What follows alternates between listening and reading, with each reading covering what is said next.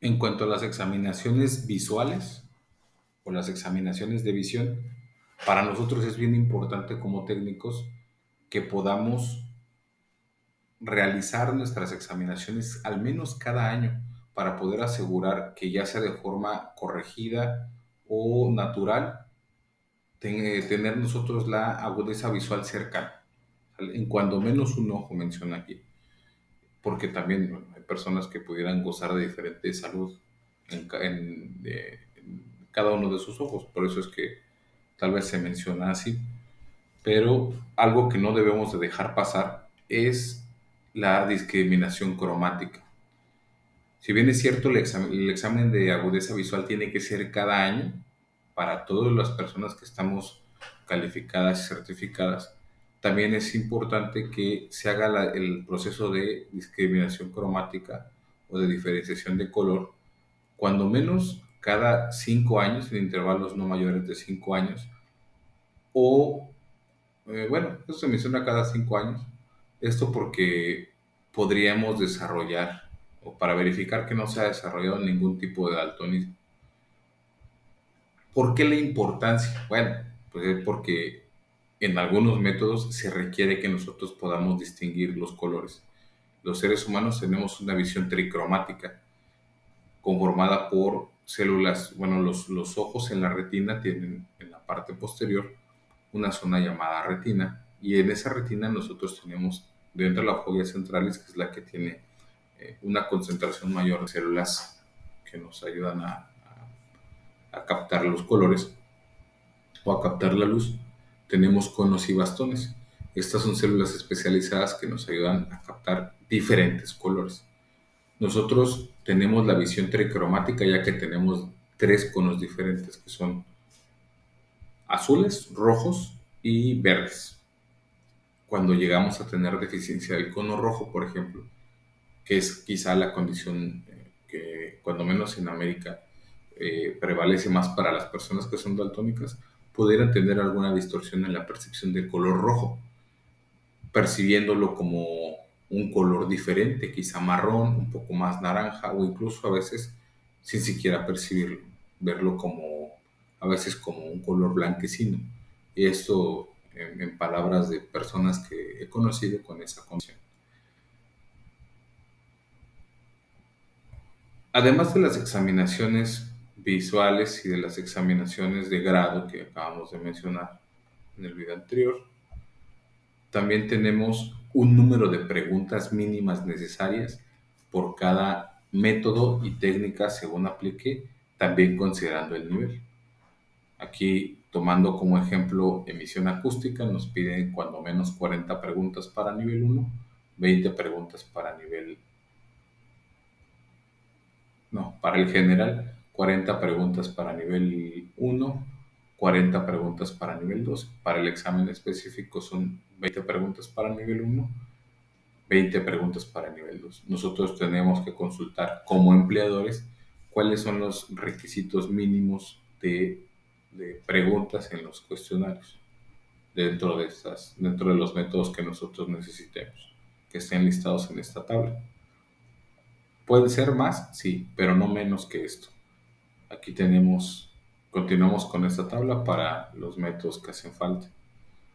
Después tenemos el, bueno, aquí se describe la examinación del examen específico. Recordemos que el examen se divide en general y específico. ¿Esto qué significa?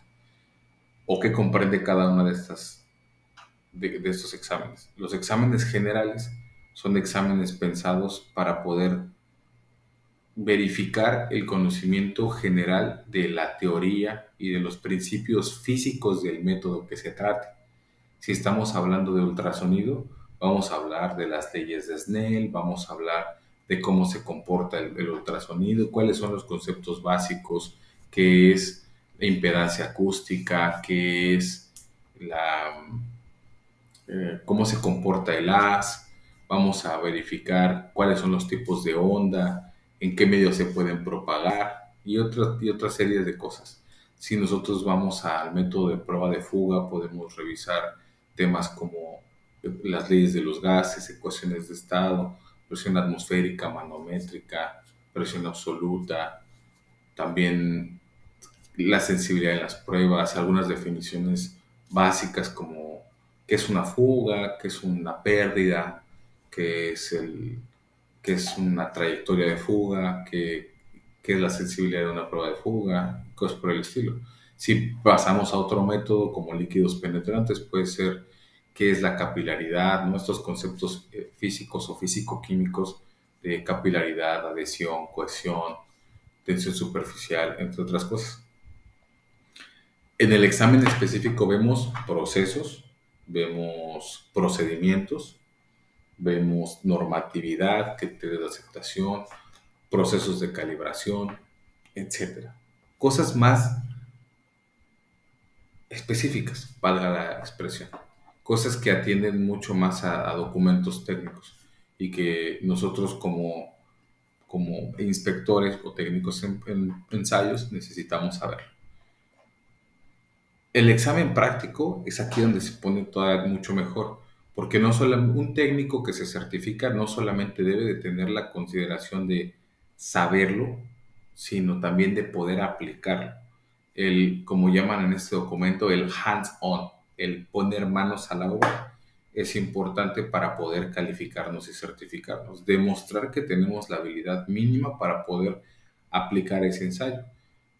Cuando decimos habilidad mínima, esto es algo que se va trabajando todos los días. La habilidad se genera con la práctica.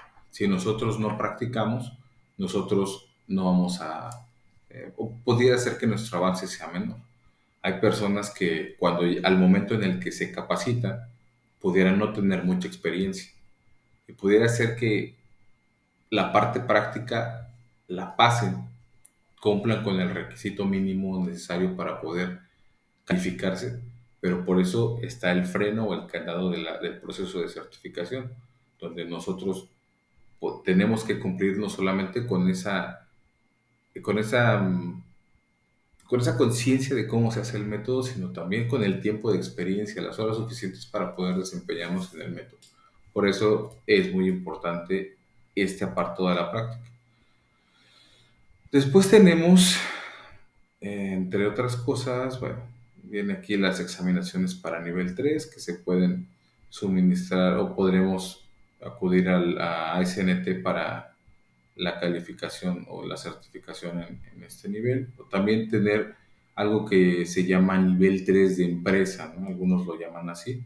Es un nivel 3 interno, es un nivel 3 que no va a tener como la facultad de trabajar en todas las empresas y en todos los procesos, sino que se va a especializar o va a ser nivel 3 dentro de los procesos de la empresa y de sus procedimientos. Entonces, está más limitado a trabajar solo en su empresa. Cuando sale de la empresa, pues esa certificación expira, simplemente expira, si no se cumple con algún proceso de renovación o de reinserción en la empresa en meses subsecuentes.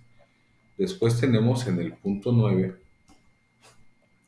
qué es la certificación, cuáles son los niveles de certificación, cuáles son los requisitos.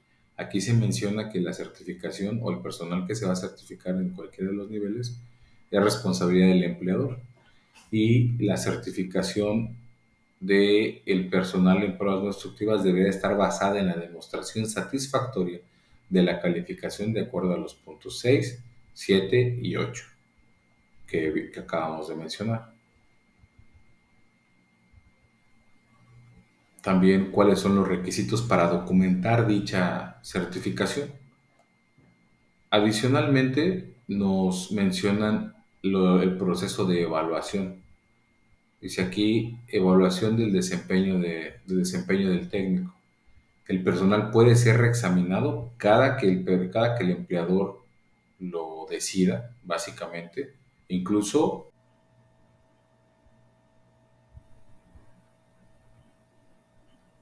ahora, también en estas evaluaciones se podrían realizar evaluaciones periódicas para verificar si el técnico todavía tiene el conocimiento suficiente y habilidades dentro de campo. ¿Cuándo podría ser? Bueno, el empleador tendría la facultad para que si llega a detectar alguna no actitud, sino algún comportamiento o algún resultado de examinación que para el empleador no sea conforme, podría examinarlo. Nosotros como técnicos estamos sujetos a saber. Parte de nuestro trabajo es saber, estar vigentes y tener la habilidad. Si nosotros no la tenemos o la vamos perdiendo con el tiempo, pues es nuestra obligación y responsabilidad renovarlo. Entonces el empleador, dentro de esta práctica escrita, dice, bueno, tú como empleador puedes evaluar a tus técnicos básicamente cuando tú lo necesites para poder determinar si efectivamente todavía tienen esa, esa habilidad y lo necesario para poder aplicar las pruebas. Porque recordemos que quizá de forma indirecta de nosotros depende la seguridad y buen funcionamiento de los equipos. Porque las pruebas no destructivas forman parte esencial de los sistemas críticos de ingeniería. Pensar en que un técnico no haga bien su trabajo para nosotros bueno, para los usuarios de los equipos puede representar algo de peligro. Por eso es que se menciona en parte esto. La interrupción del servicio o el servicio interrumpido. Se puede establecer en la práctica escrita del empleador las reglas para cubrir la duración de estas interrupciones de servicio. Incluso aquí mencionan que la práctica escrita debería de especificar los requerimientos para reexaminación y recertificación del servicio interrumpido. Tú no puedes simplemente retirarte de la empresa. Quizá tú te certificaste en 2020 y la certificación tiene un periodo de vigencia de hasta 5 años. Pero ¿qué pasa si al año te saliste de la empresa y entonces cuando pasan 2 años tú te quieres reincorporar de nuevo a la empresa, a tus labores? Ya pasaron 2 años inactivo quizá en esa área, a lo mejor no te dedicaste a pruebas no destructivas, te dedicaste a vender seguros, a vender comida, a viajar por el mundo, te deshabitúas totalmente del método. Entonces, si tú te reincorporas a tus labores, se tendría que hacer una reexaminación, o el empleador puede optar por hacer una reexaminación para saber si tú tienes el grado de apropiado para poder realizar las pruebas. La recertificación se menciona que todos los niveles de personal de pruebas no destructivas debe ser recertificado periódicamente en alguno de los siguientes criterios y que nos podemos recertificar por continuidad satisfactoria, por desempeño de continuidad satisfactoria. Esto obviamente documentándolo.